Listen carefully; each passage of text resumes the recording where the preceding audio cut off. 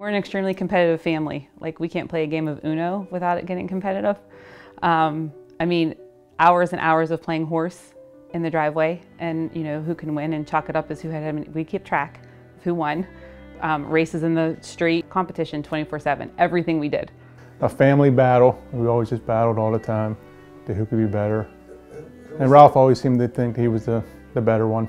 Like I said, we could play a car game, a race, anything turns into a competition. Who could be better doing at it?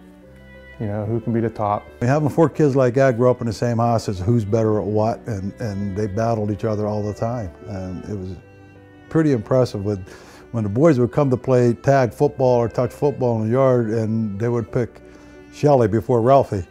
That would upset them pretty much. It's always been that way, and you know, even to this day, it's that way. It's like, why someone beat you, or you know. But I always, though, you know, I always looked up to him as my older brother. I always, you know, admired him and everything. But I always knew I can go to him for anything, and I always knew he'd take care of me. Ralph's really kind. He's really a giving person, and genuine. Ralphie is just a person that he likes to do. He likes to do for them, and he likes to see something great happen to them.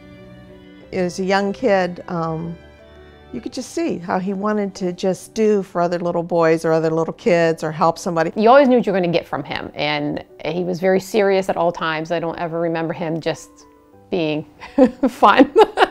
He was skinny, scrawny. He used to get really mad at me because I would be outside. I was a big tomboy, and I'd be playing outside with the kids in the neighborhood, and I'd always win, and he'd always go in the house crying. We interrupt this program for a brief rebuttal from tonight's honoree. Well, I'd say that never happened. She probably did beat me in a race when I was young. I matured late in life, and well, yeah, she did beat me, but I don't recall ever going in the house crying. Well, the question I'd ask both Shelley and my father, who insisted Shelley was the best athlete in the family, is how many varsity letters do you have? I think the answer is 0. So there is no objective or concrete evidence for you to indicate that you were the best athlete in the family. And unfortunately for Tracy and Michael, it's the same. Good athletes nonetheless, nothing to prove that they're the best in the family. The reality is, I don't recall crying when I lost. I know I always hated to lose. And that's probably the message they were trying to give you, but it certainly sounds better to them to say I ran in a house crying. We now return to the regularly scheduled presentation. Ever since the 1982 basketball team that went to the States and unfortunately lost, and Ralph went to all the playoff games with me, he became incensed with becoming a Newcastle Red Hurricane. Yeah, all I ever wanted to be as a kid was a Newcastle Red Hurricane. It meant more to me than anything, and it taught me a lot. Newcastle, man.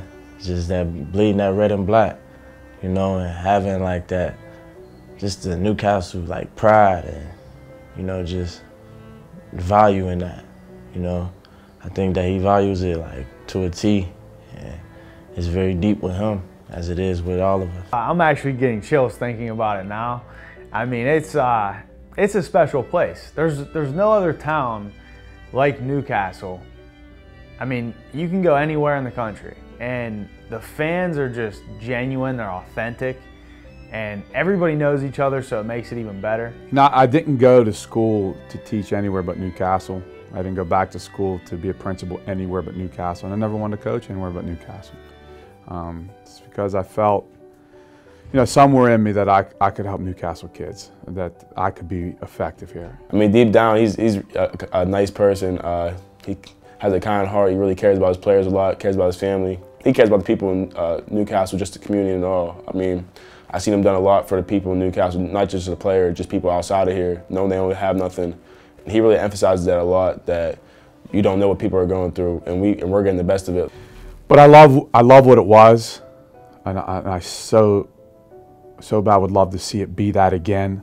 And I think that that's kind of been, you know, the ultimate goal this entire time. You know, how do we get back to what it was like when my father was taking me to football games in the 80s? Tell you about it? Well, he proposed to me in a house that he bought down the street from his mom and dad.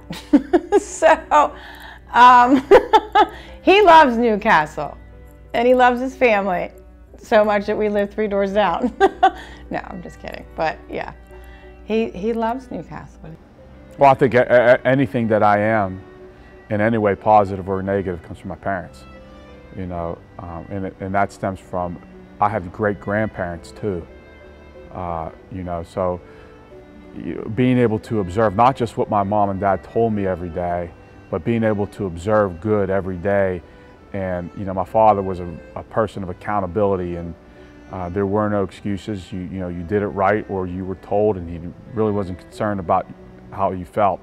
Ralph is very much his father because they just think alike. They do everything alike. They even eat toast alike, down to the little bits that they leave in the dish and that.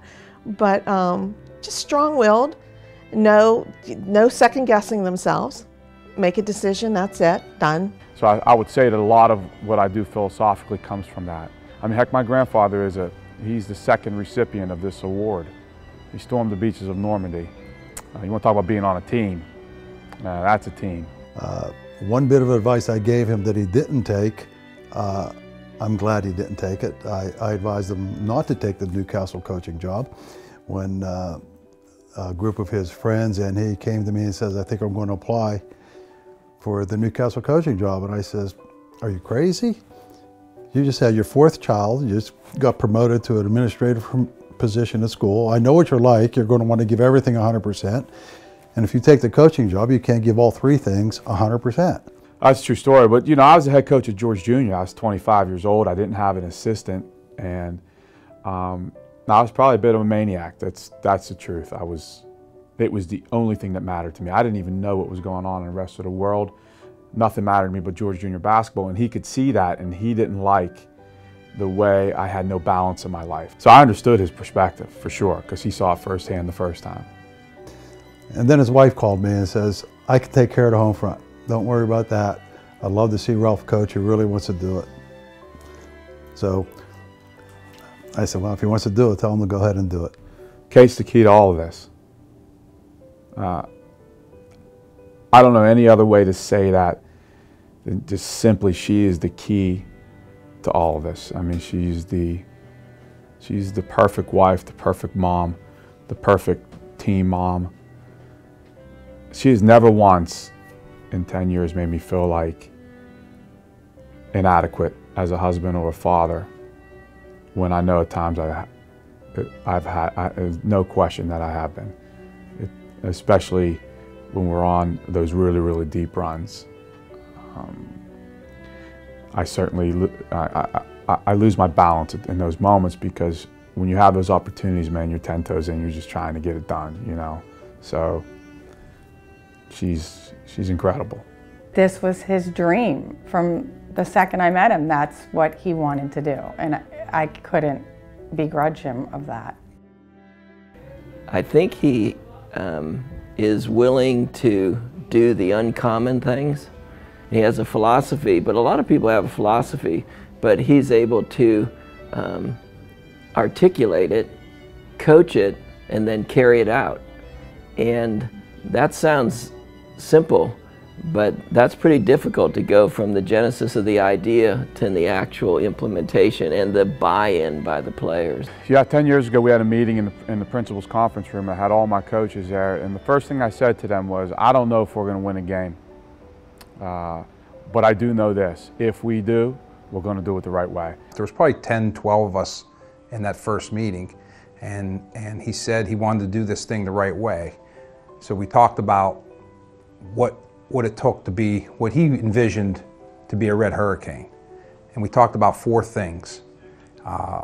One, how have discipline and respect on and off the court, be extremely coachable, being a great teammate, and then playing extremely hard. The message was that we weren't going to let winning dictate our decision making in terms of growing kids and helping kids get to where they need to be in order to be successful for the next 60 years of their life. And the last thing that we said is we will determine the success of our program by what our kids are doing 5 years after they leave us. His impact reaches far beyond these walls. And I think he does an outstanding and tremendous job of bringing this community together. And he wants you to be the best possible coach you can be. He wants you to be the best possible player you can be. He wants you to be the best possible student you can be, you know, and represent this community the right way. And that's all he truly cares about. And when these kids leave us, I said this in the, you know, at the beginning of last year for the newspaper, when these kids leave us, we don't want this to be their defining moment. We want bigger and better things for them, and I think Ralph stresses the importance of that. There's just enormous strength in numbers, and when you're together, like, a lot of things occur. Beyond winning, it's the process in getting there. So when you're together, you're holding each other accountable. You understand that it's not just me, it's us. And you understand that if I make a mistake in school or I don't perform academically in school, I pay, my team pays, my future family pays. So when we try to create foresight, forethought, we try to get ahead of everything for the kids. But together makes you accountable. I think the meaning of together here is, you know, learning how to win as a team, how to grow as a young man together, and, you know, sometimes you lose, and then whatever you're going to do after this, you're learning how to do that in a positive way. And that was the meaning of together for, you know, coming out of the Newcastle program. This word has meant so much to me. It's meant so much to me over the last 4 years. The way that you just come together, the way that you guys believe in one another, the way that you care for one another, that's the piece I get that I don't know that every other coach gets. I don't know that they get that, but we do. And that's why we're willing to do things on that court for one another that other teams won't do. Selflessness, character, integrity, all of that is what together is all about. And for one more night on the western side of the state, and for one more night, we got to be together more than ever, stronger more than ever. And tonight, I say we do this for our community. I say we do this for the people who have traveled 300 miles to Chambersburg, some of them spending the last dime to get on a bus to buy a ticket, to support you because they're Red Hurricane strong, because they're from the Red Hurricane community, and they're as part of this as anything. Let's do this for the community. Let's be special tonight. Let's get out. It was always about teamwork, you know, so like that helped me, you know, a lot to grow as a man.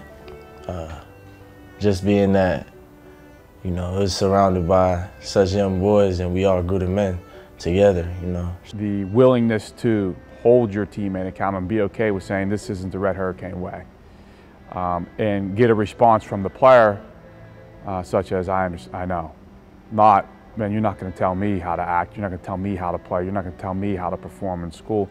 No, they all know that the expectation is the same for each other and they're all willing to accept the criticism that comes with it when they're not meeting the standard.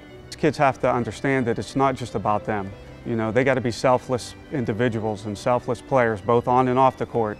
You know, when they're in the classroom, whether walking in the halls, helping another non-student athlete. You know, just being a great human being, and that's what we stress to these kids.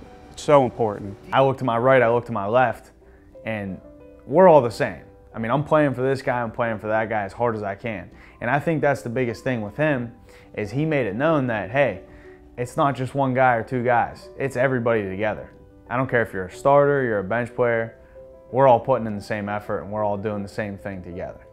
That's my guy. He, like I was saying, I only played one year for him and then I played JV at that.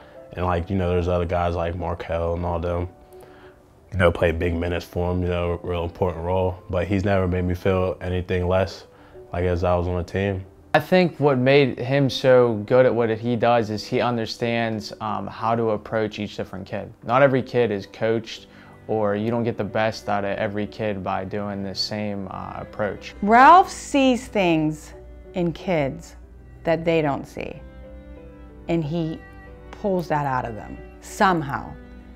And there are other people that can't.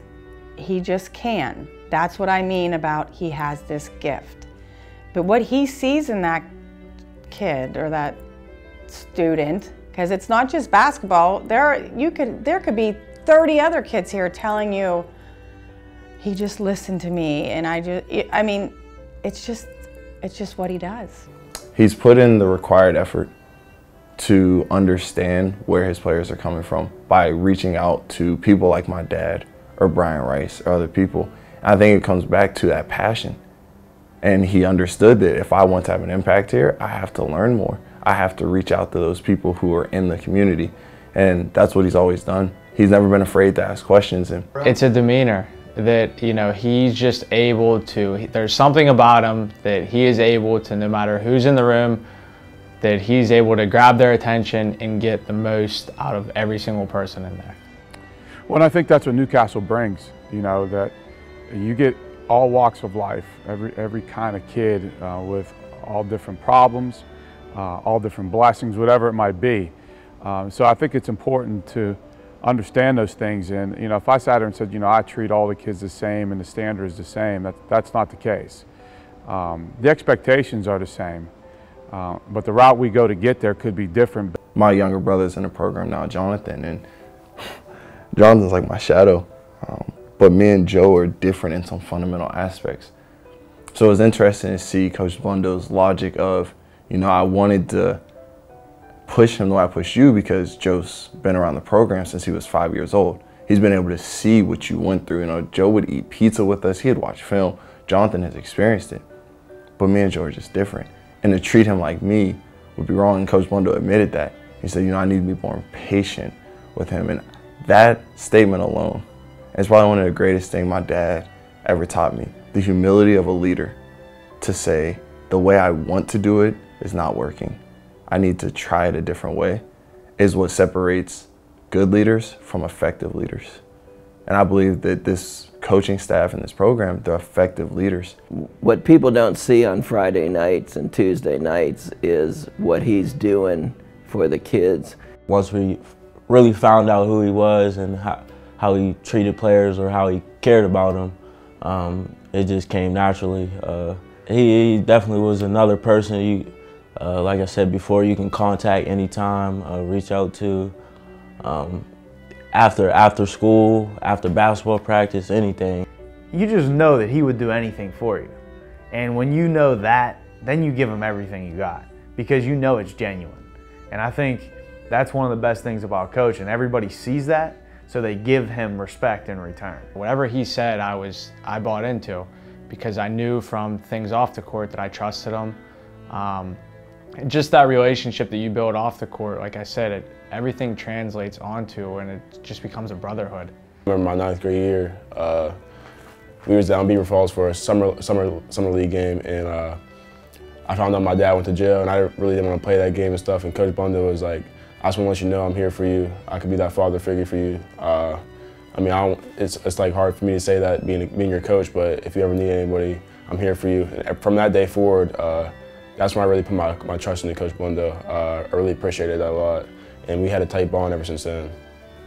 Mr. Blundo is, like I said, one of the most selfless person I've ever met. He will yell at you, but he's not going to yell at you in a rude manner. He's going to yell at you so you understand responsibility and you understand, you know, how you should talk to people or anything. He straightens us up and he makes us better people just by one conversation. He's that person. He gets a lot of pushback because Coach Blundo can be, for lack of better words, a mean person, but a lot of times it's what the kids need, and he understands that. One thing that sticks out to me about Coach is, you know, how tough he was on us as players. I think the reason he was like that is because he wanted us to succeed so bad in life. And one thing we appreciate most about Coach is he wants his guys to succeed whenever we can no longer win another game for him. And not every coach is like that. You know, Coach has that special thing about him. He cares about all his guys. He's not afraid to have a conversation that you don't want to hear. I think everybody needs that growing up, going through high school, going through college, and even going through life. He humbled me when I needed to be humbled, you know. That made me work harder for everything else that I, you know, got coming my way. You know, I just You know, hard work is what I live by now. For me, I feel like he lightened up to these kids. I feel like he's soft now. He got that. I know he got that weakness in his heart. I mean, he's getting a little older, but when he first came in, we knew it was going to be tough, but I think we all wanted that. Just based on growing up and playing for certain coaches, you know, we knew that we were a really good team and we had some good talent, but we just needed the right guy to put it together. I would argue that that's probably the best way to go about it, because in my experience, tough love was the reason that, you know, you got a state championship. You know, Malik has a great deal of success. Malik's going to do great things. Coach Blundo was extremely hard on Malik. And that is what pushed him to where he is today. And it's not that his mom didn't help or that his, you know, brothers and sisters didn't support. Of course his family helped, but this program played a big part in that. Yeah, he was hard on Malik sometimes, but he was trying to pull out, I think, the potential he saw in Malik. My relationship with Ralph, you know, we're like family, you know what I mean? And for him to step in that role for my son needed more than just a coach. He needed someone to be a father figure for him, and you know, Ralph played that part for him. So of course he was hard on him at times. He was hard on Marcus and Malik, Markel also. You know, some people, it's like a job to some people. You know, they go there, put in their time and go home. Coach Blundo, he is Coach Blundo all the time, 24/7. You can always count on him. Well, I don't think that there's too many kids that have a relationship with their high school coach where I'm calling him once a week just to BS and catch up about his life and fill him in. More importantly, ask for advice.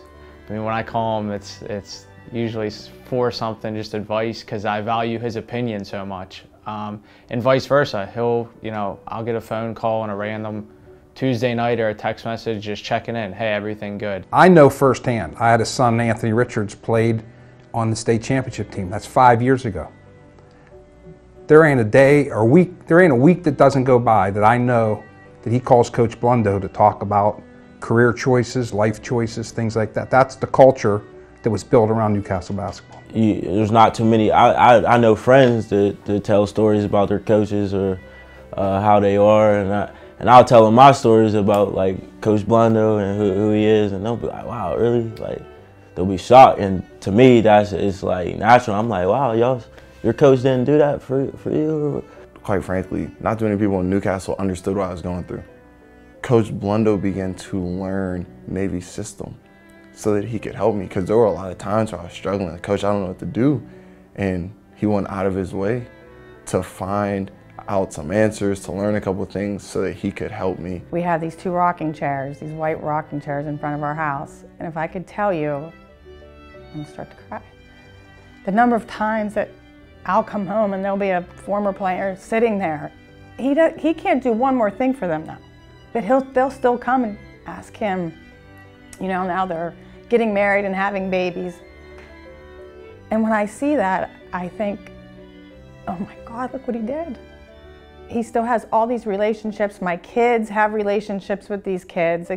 I don't just have 4 kids, I have a lot. Well, they're all sons, you know, but they will always be a part of our life. Still our guys long after they can't win us another game here at Newcastle. So, yeah, if those rocking chairs could talk, man, you know, there's been long, deep discussions about life and about what's next and about, you know, just personal things or college or girlfriends or, you know, whatever it might be. But those are moments that I treasure.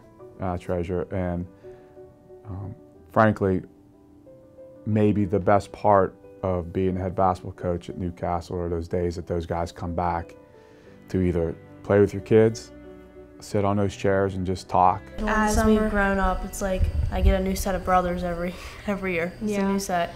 And it doesn't matter where we're at, if we're in public, if we are in church, wherever we're at. If I see one of them, anyone that has ever played for my dad, they come up to us, give us a hug, you know, ask how we're doing, always checking on us. They're best friends. Gary Fair's my best friend. And everyone knows it too. Gary Fair's my best friend. I'm on FaceTime with him every day for like 30 minutes. Because he went to college, so they have separation anxiety now. And Michael Wells is my best friend. I feel like his whole entire point of being a coach is not about winning games. Everything's doing in life the right way. everything is to be done the right way. His whole philosophy is doing things the right way and taking that extra step, whether it's in school or sports or family, like anything. He always just wants us to take that extra step. Like today, he dropped me off at practice, and the last thing he said was either that or he said, "Don't let anyone outwork you today." That's what he said. He says it every time. There's a scripture verse that talks about entering through the narrow gate, and that really epitomizes, I think, what he expects of. He's often talking about being uncommon. You know, you can do it this way, or you can go the tough way, and that's what he's always emphasized. Being uncommon is kind of what this program has been about. Like I said, we're trying to prepare them for what's next. So it's real important to us that we're teaching them in a way and coaching them in a way that'll make them a little bit more comfortable when they leave here, a little more ready when they leave here. So I don't know that it's, you know, we don't talk a lot about goals. We really talk a ton about process. We've had a special run, gentlemen. Beyond special. And when I tell you you're built for moments just like this, see what happens with teams is they get the moments like this and they say, I'm going to turn up and I'm going to play unbelievable tonight. It doesn't work that way. I built you for a moment just like this. The toes on the line, the suicides, the challenging you mentally, to majoring on the minors. All of those things were to build you for a moment like this. You don't have to change a thing. You don't have to say, I'm going to do this different, I'm going to do that. I'm going to be a red hurricane tonight. And when it's all said and done, you're going to put an exclamation point on your work that'll last a lifetime. Let's go. You try to make a good man first, because at the end of the day, on the span of your lifetime, that 3 or 4 years of varsity basketball is going to be so small. But the stuff that, you know, that you're bringing, that he, you know, has taught you, you're going to use that for the rest of your life. And some of the stuff that he's taught me, I'm going to teach my kids as well. And his standard was so high that that's how I live my life now. You know, I want to set a standard that's so high that I'm working towards it every single day. He changed my life completely. He made me a better person because, you know, during high school I was still trying to figure out who I was as a person, and he held me to a high standard. So because he held me there, I decided that that's where I'm going to be. I'm going to hold myself to that. I don't think I'd be in a position where I am today if it wasn't for Coach and, you know, having those tough conversations with me and just the little things he taught me all throughout being a player for him. Fellowship of Christian Athletes talks about transactional leaders and transformational leaders. And transformational leaders is what you see in the Newcastle program, because they take kids who were young, dumb, stupid, but ambitious, and they turn them into young men who have the knowledge and skills to go on to the next level and, you know, be something, and hopefully have a family one day, and, you know, produce kids that are able to go off and be something. That's really what this is all about. It's really not about basketball, like you said. It's about that transition in life, that we're no longer young kids, we're young men. So the discipline on the court, the character on the court, and just the way they conduct themselves off the court is really unique and special. And just as a fan and as a 1982 graduate, it's really, really something to be very proud of.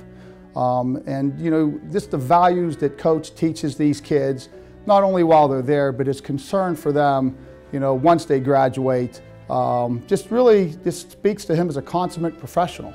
I mean, he's really has impacted this community. I want you to understand something, and what I said to you before the game about being built for this moment. Okay, this is a lifetime of this for you. Success is forever for you guys, because winning and being great is deeply embedded in your spirit. It's so deep in there that you can't help but be successful for the rest of your life. Hallelujah! I'm proud of that effort. How we gonna do it together? They just thought of every possible way to take care of their players. And I don't know if it wasn't pity. You know, a lot of times I think people want to believe that Coach Blundo feels bad for the young black kids that he has, and it's not. It's that he cares deeply, and he understands that he's been blessed to live a fortunate life, and now that he's giving back. It's good that he's getting this award. It's good that there'll be an opportunity for people to see his players talk about what he's done for us, both on and off the court, because that is the bigger picture of Ralph Blundo.